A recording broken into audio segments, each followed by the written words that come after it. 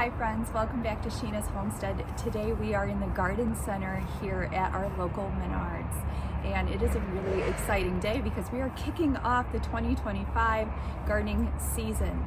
So the first thing on our list for supplies that we need for our winter sowing is right over here. It is pea gravel. This is something that I have added to my process, and I've not seen any other gardeners do it, but I find that it's really important because it helps to keep our container grounded. And sometimes what happens is your dirt will get a little bit drier, and then your container will completely tip over in all of the different kinds of weather that we get here in Illinois. So I put a little bit of pea gravel at the bottom of every one of my containers, and not only does it weigh it down, it allows for a lot of drainage. So this is the type of pea gravel that I like the most. It's really small and it allows for a lot of movement through when it is draining, but it is heavy enough to keep our containers grounded. So here our pea gravel is about $5. I'm sure at your location it is similar no matter where you are. We're gonna head back inside and we're gonna start looking at all the other supplies that we need for our winter sowing.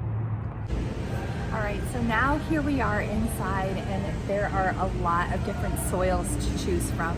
And I know everyone's always asking, which one do you use? Well, I'm gonna show you. I start with this one right here. It's really important to use organic, first of all, but I like the seed starter, and I know this can be a little expensive, but we are using a really small amount of soil to start with, so this is a really great choice.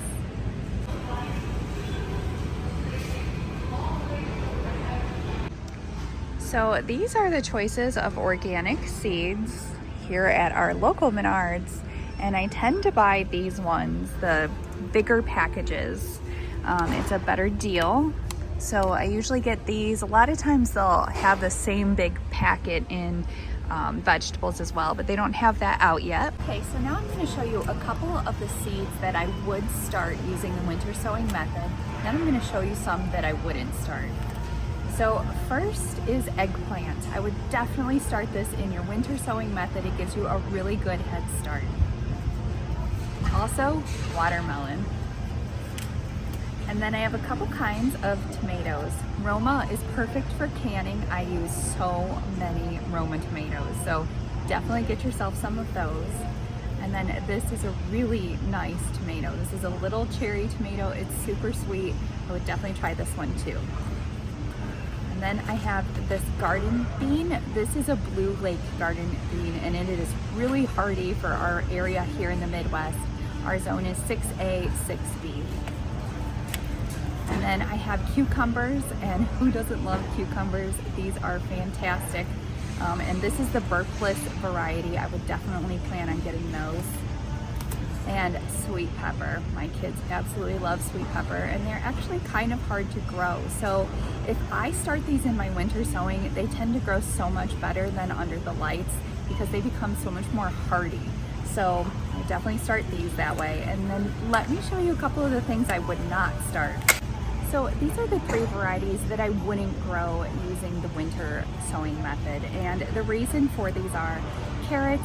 They just need to be planted in the ground right where you're going to harvest them. They don't want to be disrupted. And then the other two are both a squash variety. And the reason that you want to not use winter sowing and just plant them right in the ground is because they're really easy to grow. And when the temperature is right, they will grow right in the spot that you put them very, very quickly. Now we also have quite a few flowers to choose from, and you can absolutely start your flowers in the winter sowing method as well. I don't. I like to wait and plant them directly in the ground, but if this is something that interests you, you absolutely can do this. And I would say sunflowers are really easy to start this way.